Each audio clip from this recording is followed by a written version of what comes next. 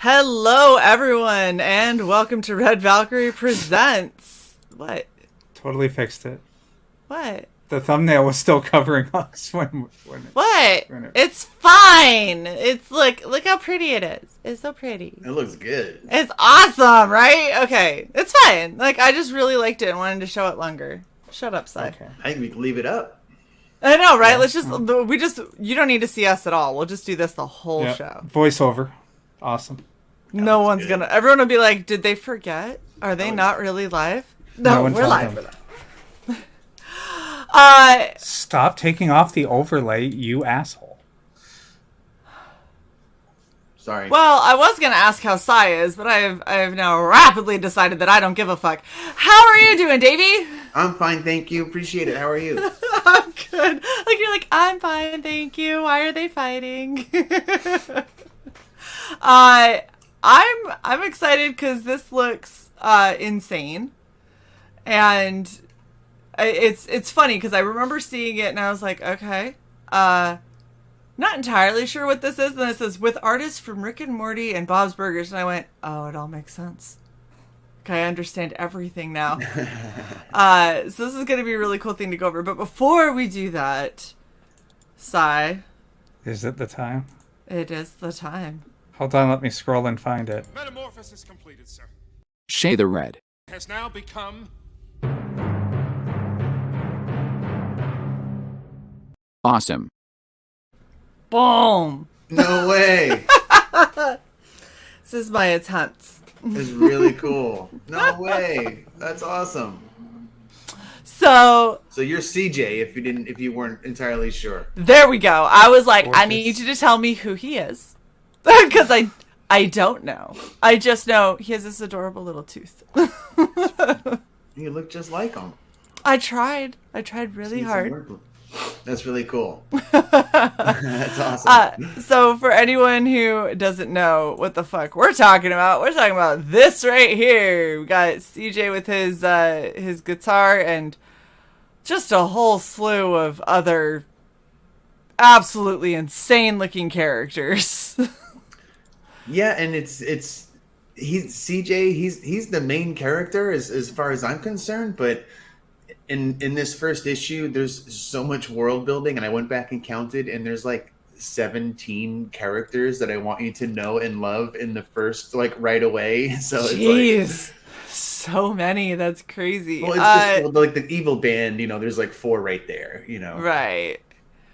And this definitely you said is from Rick and Morty artists, and then I saw this guy right up here yelling 2 tickets for Gleamo, and I'm like, this feels like Rick and Morty. This feels just like it. Yeah, I hope it feels different enough, but I completely understand that it's definitely in the same vein. Yeah, absolutely. So why don't you tell us a little bit about what Unemployed Monsters Presents actually is? Yeah, well, it's weird. It's like I'm a first time comic book creator, and I have no idea what I'm doing. And Fair. Okay. and initially, Unemployed Monsters kind of started out as the idea of what the world was, and it was almost kind of one-offs of Frankenstein and Dracula and that kind of stuff. And the more that I got into the world, is the more that I wanted nothing to do with monsters. So Okay. so it slowly became so Unemployed Monsters Presents. That's almost kind of like the me in a way. Okay. Like I'm the unemployed monster, and like this is what I'm presenting to you.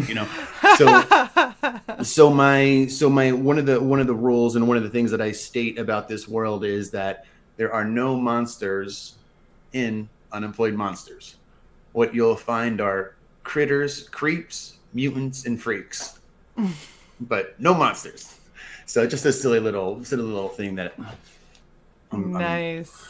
I'm trying to say, but I grew up a big fan of just cartoons and G.I. Joe and Transformers and Garbage Pail Kids and a lot of those influences. Well, maybe not G.I. Joe and Transformers, but Garbage Pail Kids certainly is one thing that I look back at.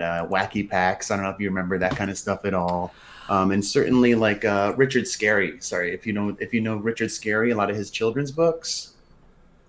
Was that the scary stories or? No, it was more like the worm in the boot, I design. If you've ever seen that, I or feel like I've missed out on all of these things. Like Garbage Pail Kids, I didn't learn about until I was an adult. yeah. The other things I'd never even heard of until just now. Yeah, well, I guess like Richard Scarry, he just had a really cool style, and once this book was done, I said, "Oh, dude, now it's almost like stepping back. You can see your influences and realize like how much you were copying someone else, right?" But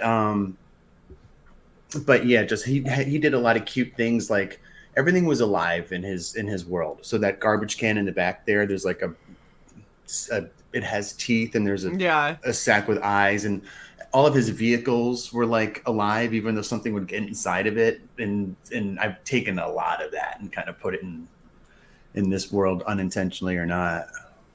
Interesting. But- So the concept that you're describing sounds like nothing I have ever heard of before. So, Well, I guess that's the- interesting. Well, the concept, I think it's growing. I have so many ideas that I want to do, Shae, but the concept is kind of a similar one that you've heard before, where it's like these three kids, CJ's kind of the ringleader, and they've got a band, like a little 3-piece band. Mm-hmm. And it would kind of be like if the three of us were hanging out talking about music, and we're like, oh, I like this, I like that, and we all kind of came to agree that like none of us like Justin Bieber or Taylor Swift, and like a lot of the stuff on the radio. And not to knock that kind of stuff at all. I actually like a lot of pop music. Like I've slowly become a huge Dua Lipa fan over the past year, But it's kind of like that. These kids are like, dude, if everyone we know says that they hate this stuff, but if everyone hates it so much, why is it so popular? And they kind of think like something sinister might be going on, and it turns out they're right. There's an evil factory that like artists are going missing. So if any like artists and animals that get too close to this factory are kind of disappearing, and people in this factory, you can see them there. That's Frequency Jones in the middle there, that green guy. So I'm trying to do a lot of play on musical reference. So you've heard of Quincy Jones? Yeah. So that's Frequency Jones. I like it. So Frequency Jones, he attached a transistor radio to his head, and he can kind of like more analog version of the Matrix, where he can kind of like whatever he dials into, like if he tunes into a radio station, he can kind of absorb that information, right? Okay. So he can hear things really far away, but he can also, like, if he needs to get smarter, he could be like, yo, I'm just gonna, they're doing a TED Talks on, But if he falls asleep, it's a very loose dial, right? So if he falls asleep and he slips to the local like Mexican comedy station in LA, he absorbs all that. So he wakes up speaking perfect Spanish, and he's like, I don't even know what I just said to myself. Right. So he's kind of like this crazy, my evil, crazy scientist guy. I like it, and I like Chain Brain back here. Very apt name for him. Yeah, so he used to have a horn where that brain is sticking out, but his horn broke off, leaving a big hole in his head, like any horn breaking off would, Yeah, sure. But he's kind of the muscle. He's like, hey, they didn't pay for tickets. Chain Brain, go get them. Yeah, and he would go get them, but his brain would fall out, right, and go bouncing down the street, and he would be incapacitated, kind of standing there. And they came up with a solution. They said, hey, instead of having to go look for his brain all the time, what if we just attach a chain to a collar? Yeah. So now when it falls out, he's still incapacitated. I keep saying but they could just throw it back in. We don't have to go looking for it. We just put it back in. Oh my gosh. Yeah, this Do you dust it off a little, or is a little spit shine? I'm sure he would like that, Cyborg, but I'm not sure if they always do that for him.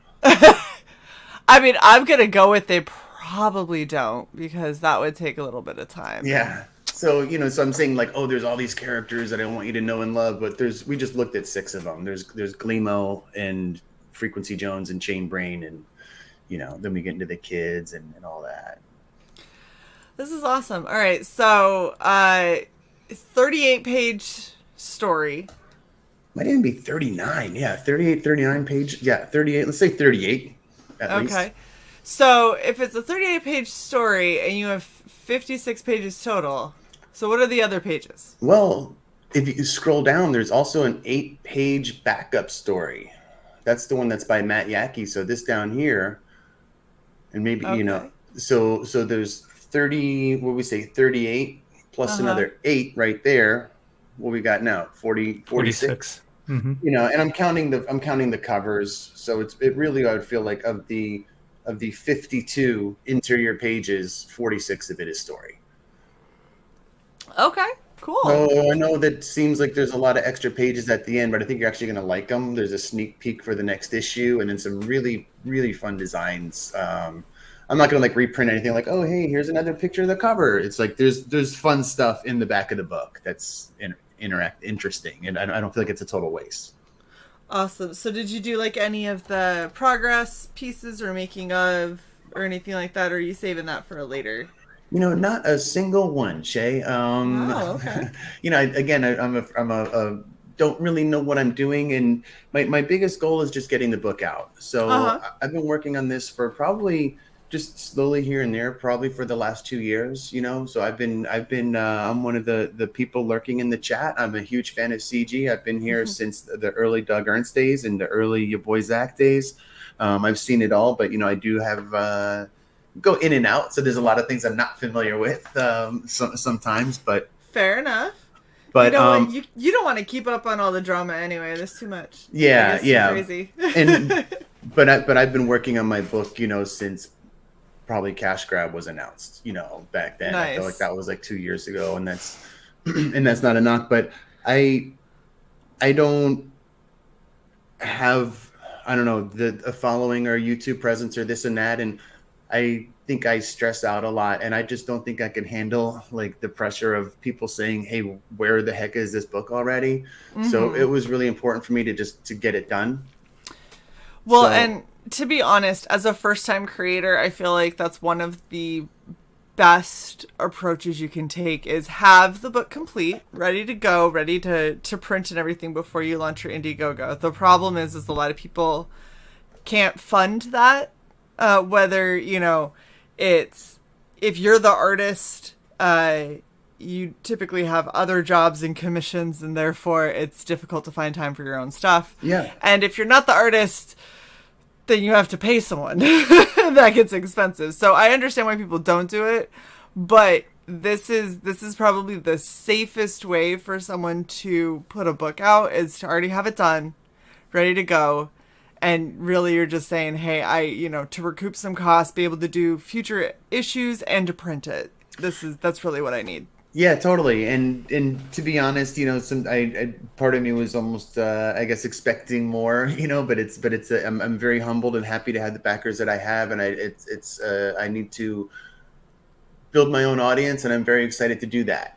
But I have a lot of people telling me what to do and how to do it, but I kind of have my own vision, and I just kind of want to start grassroots. I want to start locally. I want to start you guys and build it up from there. And I'm going to overprint a little bit and just try to do the con thing and locally and anywhere I can, and just try to push the book. But there's, I think even years ago, people tried to do this and they didn't have any kind of CG Indiegogo support. So to have $3,000 going into the printing, it's huge. I'm extremely thankful for that. Absolutely. And, I got to say, because I knew about this because you and I were talking about bringing you on the show and everything a couple of ways back there. But I got to say, this has not popped up a lot for me in other realms. So you might be a victim to the algorithm. It might be things like, Twitter started kind of deboosting posts that have links that take you away from Twitter. Yeah. So some of that might be contributing a little bit to this, but even with all of that and with as little as I've seen of this organically, you have 55 backers. That's not terrible for a first-time creator who's, showing up on the scene. And right now, this is one of the worst times to launch. And you still ended up with 55 backers. There's so many people launched all at once. we're going right into the holiday season, which is always a huge slog to try and get people to back because, I mean, you're shipping in January, so it's not like people are going to buy this for Christmas gifts and then be like, and I'll get it to you a month after the holiday. Like, so you've got those kind of factors playing against you. I'd still say, while it may be lower than you would hope, I would still say that this isn't doing bad. I appreciate that. And I'm really excited to print it. You know what I would really like to see, because I feel like your characters are so kind of off the wall as far as the character creation is. Like, they're all so unique and innovative and stuff. Are you planning on doing more than one Unemployed Monsters book, like keeping the story going? 100%. Yeah, this is the second one is already completely written, and I've already done all the layouts, and there's a lot more characters. Like, I have all these. I really like bad guys. Yeah. So like one of the things that kind of bugs me, and I know it's fun, but it almost started back with like when Grendel was written for like the Beowulf thing. But I don't like some of these things, like these retelling of these fairy tales that I grew up with. And for example, I mean, like Maleficent to me, and I actually like the Maleficent movie with Angelina Jolie, but sorry for the point. A lot of villains when we were kids are now not villains anymore. Right. Like we're anti-heroes, or like they're just damaged people who are misunderstood. And it's like, no, Maleficent is actually a fucking evil person. Yeah. Like, yeah, okay, tragic past. That sucks. You still chose to be a psycho bitch. Like, that's still on you. That isn't... you're not a good person all of a sudden just because you had a rough past. And and relatable villains and this stuff and that whatever, but to take a character that was so evil when we were kids and now to the next generation say like, oh, actually, you know what? She was just really misunderstood. Yeah, and such bullshit. So I think you can do new stuff, new characters, but they've done it. It's not just that; they've done it with other properties as well. So yeah, I just want this to be a world where like the bad guys are bad guys, and it's just kind of as simple as that. Like, and you know what's funny is when we were growing up, that was the standard, that was the trope, and now in today's day and age, that's like uncharted territory for them. That's like the brand new all of a sudden. So you're on the cutting edge of like, yeah, this is really unique storytelling because bad guys are bad. Yeah. And I want them to be able to grow and stuff like that. So I do have things where I think the Gleamo band is kind of down the road in my head. It's like they're questioning what they're doing when they're singing, so I want to have those elements to it, but it's still none of this like, I don't want it to be confusing for anybody reading it. Like, yeah, no, totally understand. And so what I was gonna say is, since you plan on having more of these, it would be really, really cool. Kind of after you have fulfilled this first campaign, and people have the book in their hand and they get to look at all these pages just packed full with all these crazy characters and everything. Once you announce the sign-up page for book 2.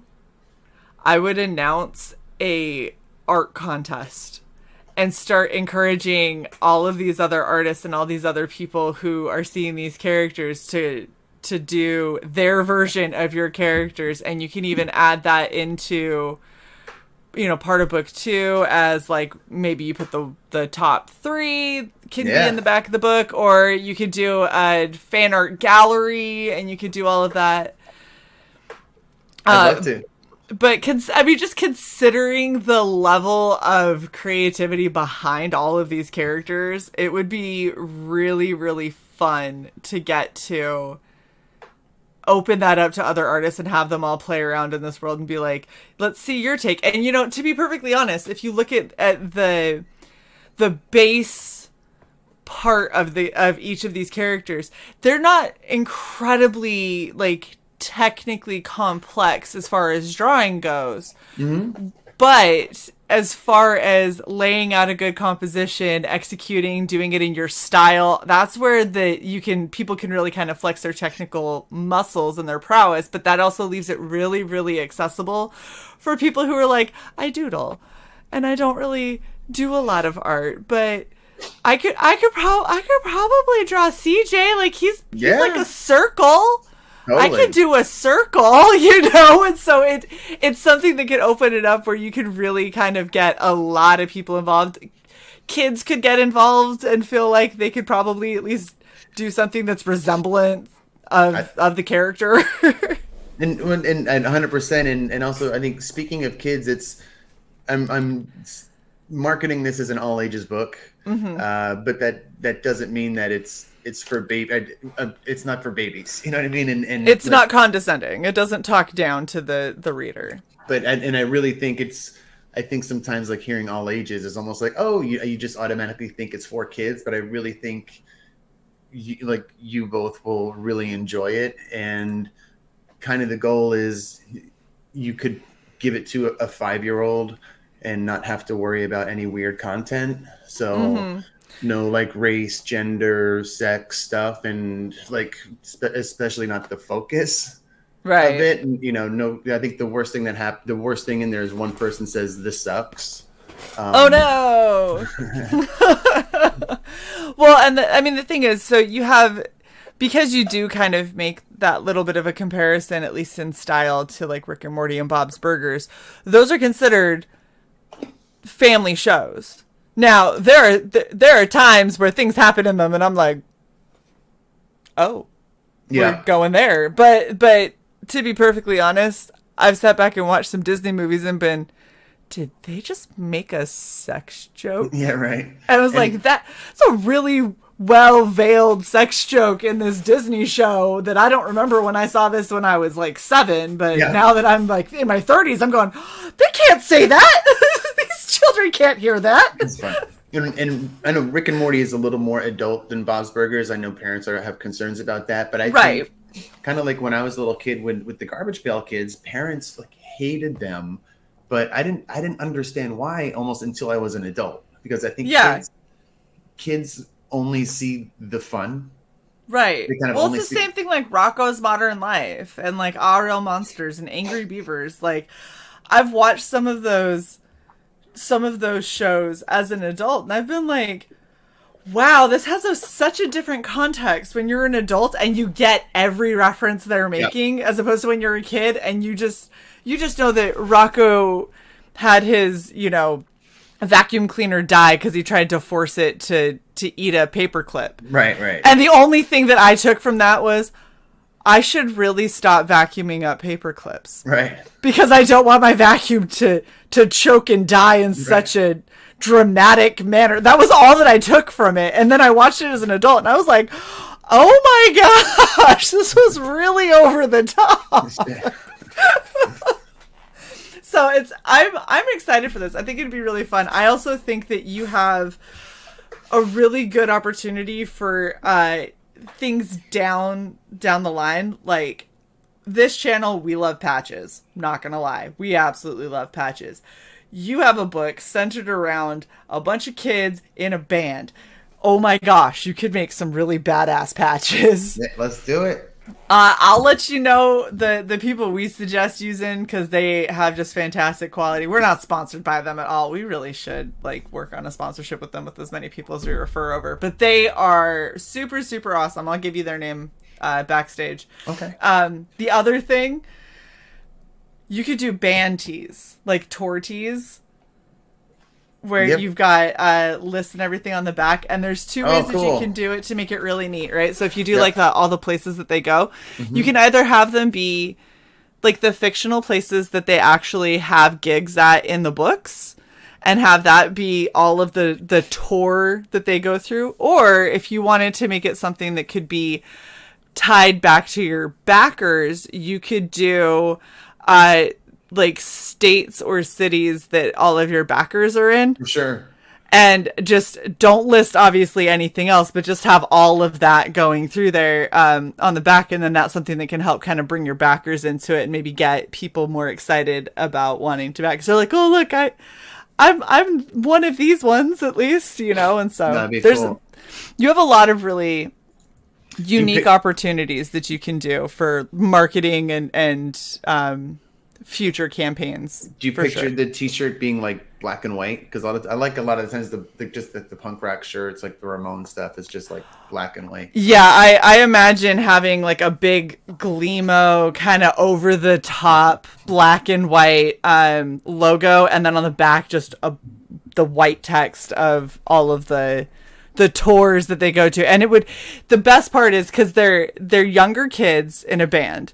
If you ended up doing fictional places in the book, you could do so many tongue-in-cheek places that you'd be like Joe's Chicken Shack. For sure. And then you could be like that one park with the wonky tree. Like you could just like make up but make it try to look like it's legit, but have all of the descriptions just be really insane, ridiculous places that are like, this clearly is taking place in one town. I want them to do a show there. Actually, the place with the one wonky tree. That sounds like yes. See, I knew it. There's always a wonky tree. There's a tree in the book. It's a really big one though.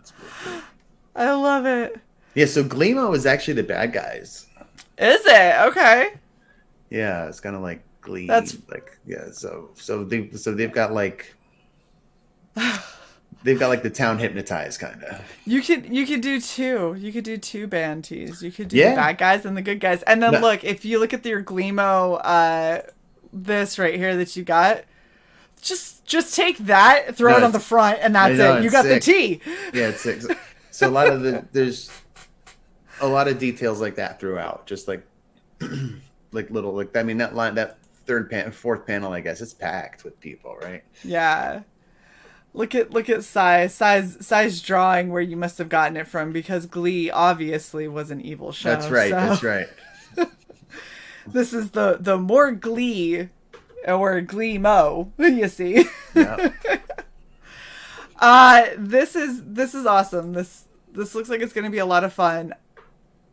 I expect that after people get their hands on the first book, the excitement for backing the second, the third, the fourth is going to be a lot higher. So and thanks some person, it's obviously a Farscape cosplay. Yeah.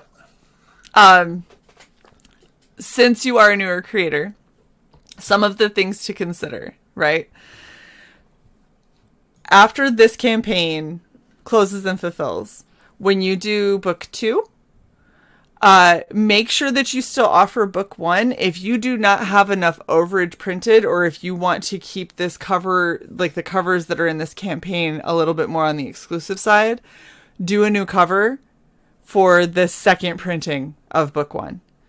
And then that would end up being like your standard reprint cover going forward. But that way, the people that backed initially, like in the very beginning, really get that feeling of we've been there from the beginning. Definitely. And then every time you come out with your next book, make sure that you still have the ability to add on the previous books. So if people missed out, because you're going to have people that are going to find this 3, 4, 5 campaigns down the road and be like, oh shit, this is right up my alley. I've heard good things about it. I like this art style. This looks like a lot of fun. But I don't want to start with book 5. Right. Like even if all the books are able to stand on their own, and you have a complete arc that wraps, maybe with like a continuing arc that goes through all of them, much like how Rick and Morty or Bob's Burgers just operates episode to episode. If you're doing something along those lines, you might have people that'll say, well, I don't really feel like buying all of the other ones. Let me buy the one that we're on and see if I like it. And if I do, then I'll go and get the other ones. Yep. But most people, especially in the comic industry, are going to be like, well, I don't want to start on 5. I want to start on 1. Yeah. So cool. But I think it's going to be awesome. So let's talk about your perks, because you got some cool ones here. So what is your featured perk? My featured perk. So I'm offering 2 covers of the same comic. One by a Rick and Morty artist named Justin Noel. Awesome. That's the one that you see there, kind of in the bigger image. And then I don't, I need to put up I thought these would be clickable, I think, when I was making the campaign, but there's a second cover that I'm calling the villain variant, and it's a really scary one. It has a mean skull on it and Gleamo kind of propped around. And what's cool is both covers are wraparound covers. Nice. So this is the full cover right here. Yeah, that's the full cover kind of open up. So Okay. imagine if it was just the right half. Yeah, like folding right there. Yeah, Gotcha. and kind of what I have up there on the right. So my featured tier is you get both covers and 5x7 original sketch, I think a random one, for $50. Very cool. That is not a bad deal. Yeah, All right. or you can get each comic on its own for 25. And So it's these right here. if What's the original sketch? that's just if you're not into comics, or you can't afford a whole book, but you want to just support the project for $5, you'll get an original sketch, and I'll send it to you. Okay, so I have to ask, because I can see him in the sketch thing. Who is this little furball with tennis shoes? That little furball with tennis shoes, his name is Stinko Base. Oh my gosh. Well, that's what they call him anyway. I don't want to say, but he tried out for the band, and to be the bass player, and he just stunk, so they call him Stinko Bass. Aw, poor guy. But he hangs out with CJ's little sister, who has talking hair. Okay. Her hair is like a monster that's alive that Interesting. she tries to keep under control, but Oh my gosh, I really need this book, because I feel like there's so much that I want to do with these characters, but I'm gonna need to see them in detail. Like, I'm gonna have to see them in depth so I can. Yeah, well, you can kind of see her. She's in the trailer, but she has a friend. She had her friend. So Ula, Stinko Base, and I think her name is Izzy. The little. She kind of looks like a little mummy girl, but she has a camera, so they like kind of going on photo shoots and doing like detective Oh, stuff. so that's this one. Yeah, so She's so cute looking. So she's in the book. So her Stinko Base and CJ's little sister Ula are Okay. those three are friends. Awesome. I love it. Okay. All right, so we went over the covers. This cover does look sick. You do need to have these up so people can see them over here a little bit. So I would definitely recommend adding, even if you just did a side by side, so it's a little bit bigger and they can see the full thing. Show them that here's the villain cover, here's the standard. But they both look like a lot of fun. All right, what's the super unemployed? And that one, I just to make it's a pretty bare bones campaign. I'm just making comic books, Right. But just to try to make a tier that was a little more interesting. It's both comic book, both issues, and then every single sketch card, that you can pick. So one of every character. yeah. Awesome. And I'm going to try to put it in a nice little envelope pack and maybe seal it nicely so it feels like a little cool little present. Yeah. Very cool. Well, so it is a bare bones one, but for the first one, that is not necessarily a bad thing.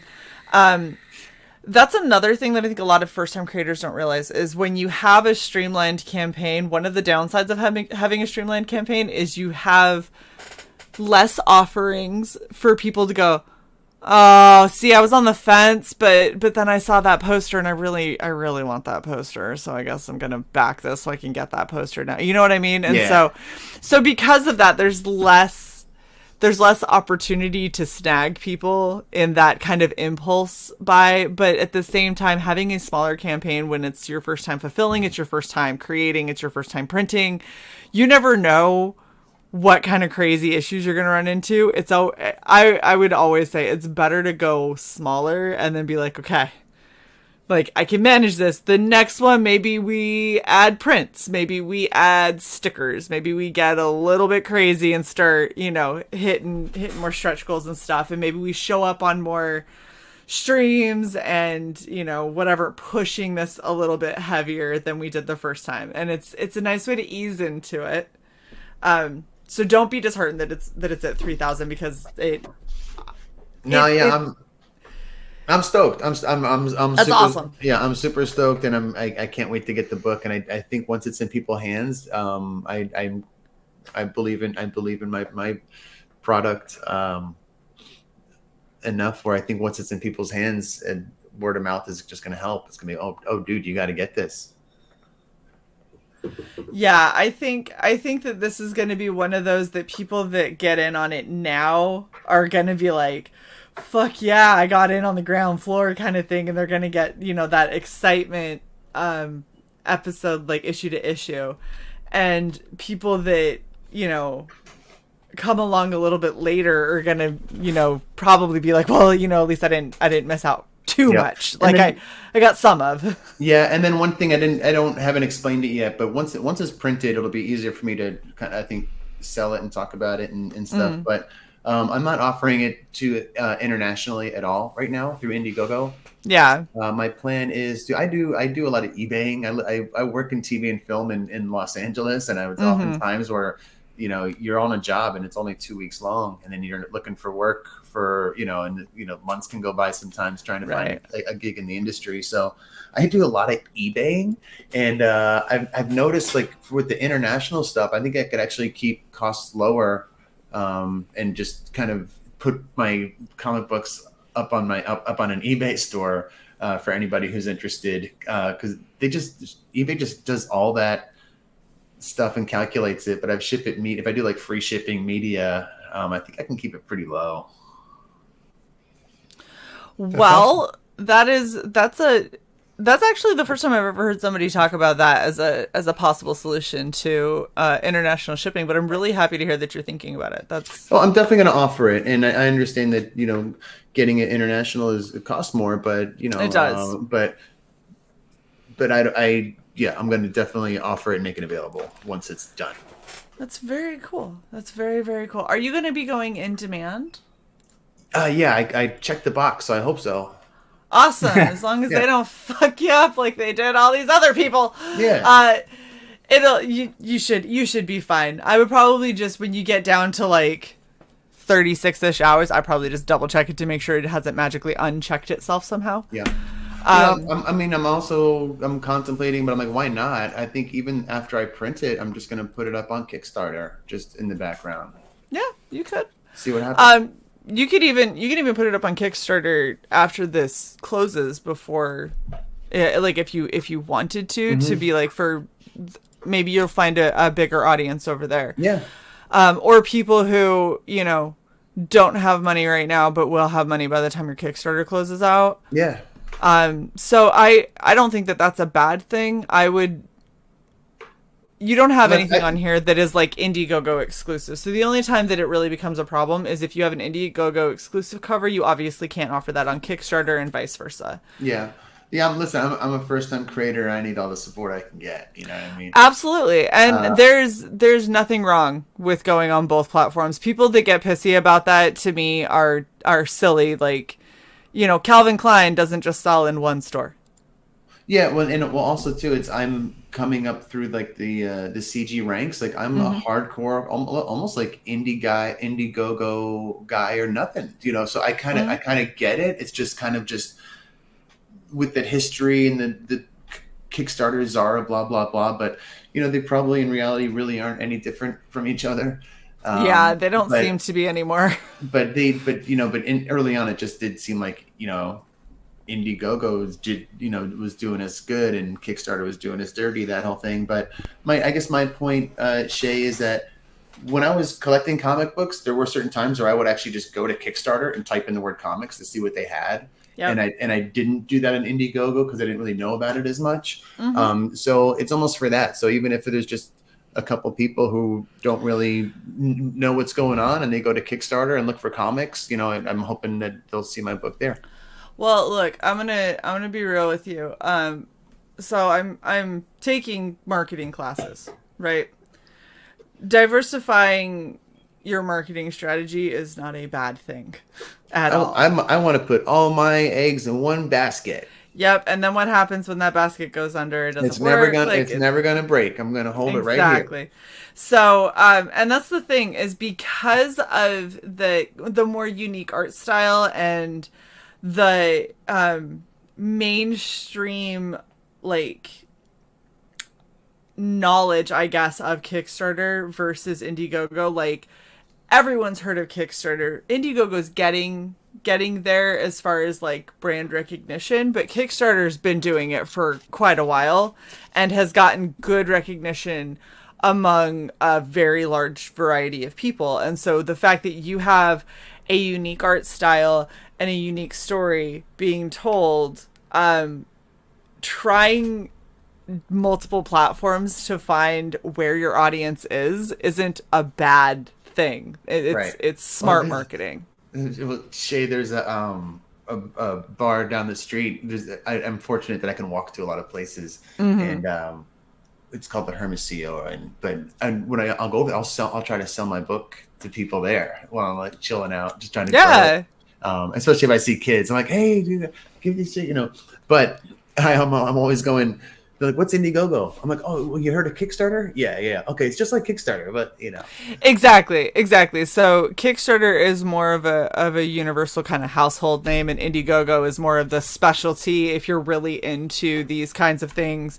And because you're hitting an all ages platform, Kickstarter tends to do really well with children and all ages material. So cool. For your particular book, I think not offering it on both platforms is a miss. I think that it's a smart idea for you to do, and I would look at maybe once this one goes in demand, see if you can launch a Kickstarter and have that fulfill a month later or something, just to stagger your fulfillment time, so you have time to order things, get it, send it out, see how that went, and then you can do it again for Kickstarter. Cool. I like it. Yeah, I think it looks like a fun comic, and I'm excited to see what it turns into. Well, I appreciate that, and it's my first time trying to write, and some of that stuff was kind of scary, but I'm a believer in that what you put into something, you get out of it. Mm-hmm. And that kind of happened one time. It's one time somebody looked at one of my drawings and they said, I could feel like, I could tell you had fun doing this. I can kind of feel it, right? And I said, so I just kind of explored that theory more. And I think that sometimes when movies aren't good, it's probably because the crew wasn't having a good time. Like the energy can sometimes come out, I think, through the product. It really does. But we had, all the people working on this, I just kept telling them, dude, hey, like, don't do it unless you want to do it. Have fun, don't stress about anything. Like, let's just, we'll get through it. We can push their deadlines, blah, blah, blah. So we all had fun working on it. Good. I'm really glad to hear that. And I feel like you've got a good approach to this, where you're like, hey, it's my first time. I don't know if it's going to go super great. I don't know when it's going to catch fire. I'll try a couple of things and we'll see how that goes. And then we'll look at it and we'll, come up with a few other things and try some of those and see how that goes. And if it works, great. And if it doesn't work, then okay, we can stop and start over and do something else. But yeah, and that's kind of what I want to turn the Unemployed Monsters Presents kind of into an umbrella, almost like EC, like I have my own Crypt Keeper kind of guy. Yeah. Like, so I do need to come up with certain things, but I have this other idea called Homework is Hell, about this kid who doesn't want to do homework, so he has an opportunity to, like, maybe prays to the devil, and he has an opportunity to go to hell for an hour, and when he comes back, his homework is done, and it's supposed to scare him into not doing it, but he's like, this is actually, I'm cool with this. So he starts I can do that. He starts going to hell every day just to not have to do his homework, so it's called homework. But I want it to be Unemployed Monsters Presents, Yeah. I had this other thing called Hunter Boss that I'm working on, but I kind of all want it to be under that umbrella. So, well, I think that that's a good idea, and I definitely think that you have the spunk for it. You have the attitude and like the excitement, and so I'm excited to see more from this. And honestly, if you end up having questions or you've got an idea, you just want someone to bounce it off of, feel free to hit up me or Cyborg. Okay. Because I think that you have a lot that you could do with this, and rolling out these ideas in a well thought out way, I think is going to be really successful for you. Okay. Well, I'm going to definitely hit up my new marketing manager. Sai, do you have any questions or anything for Davy? I do not. This looks like a really fun project. It's a really good one to get your feet in the door on a first project that's done 6 times your goal. So that's super awesome. Hey, thank you, Cyborg. Heck yeah. And like I said, there's I have so many ideas just looking at all these characters. It's one of those things that really just kind of gets your imagination going and really kind of reminds you that when you're an artist or a creator, you get to play. Like that's what makes this so fun and so desirable, is that you get to play in these worlds and you get to create things that nobody else could come up with or would come up with, and that's awesome. So we are going to end on your epic trailer. Okay. Do you have any other little bits before we go that you want to throw out there? No, I'd just like to thank you both for having me on. I really appreciate it. This is a huge opportunity for me to be on your show. I want to thank the people who helped make the trailer, Dying Days of Twitter, Brett, I don't know if you know him. He's helped other people out, but he had a big part in a lot of the elements in this. And a 9-year-old girl named Giada from New Jersey recorded this song and wrote all the lyrics and did it all by herself. So that's a whole other story. But I reached out to her through Instagram, through her talking to her parents, and said, "Hey, I've seen her, rocking little daughter. Would you guys be down to record like a theme song for me?" And that's so cool. And I couldn't, and it just worked out really well, and I couldn't have asked for anything better. And she just kind of lays out the story in a really cute way, and yeah. Oh my gosh, now I'm even more excited for the trailer. Well, thank you so much for hanging out with us. Everyone, please make sure that you go and check this out. Share it out. It'll be in demand for a little bit. Hopefully we'll see it on Kickstarter as well. But share this out. I think it's going to be really fun. And I think you're going to want to get in on the ground floor, because I'm pretty sure that this is going to turn into something crazy. Cool. Don't forget to like, share, and subscribe to our Valkyrie. And we will see you guys probably in the new year. Oh my gosh. This might be our last show for the year. Oh, cool. Hey, close out. All right. We will see you guys next time. Bye. Bye. Come buy a comic book, come buy a comic book, come buy a comic book, come buy a comic book. Flip the pages to an awesome story about 3 kids rockin' rolling on the street. Get in the garage and practice till you make something that you love. And when you share it with the world, don't be afraid to go against the evil people with holes in the heads and cheesy music on the radio.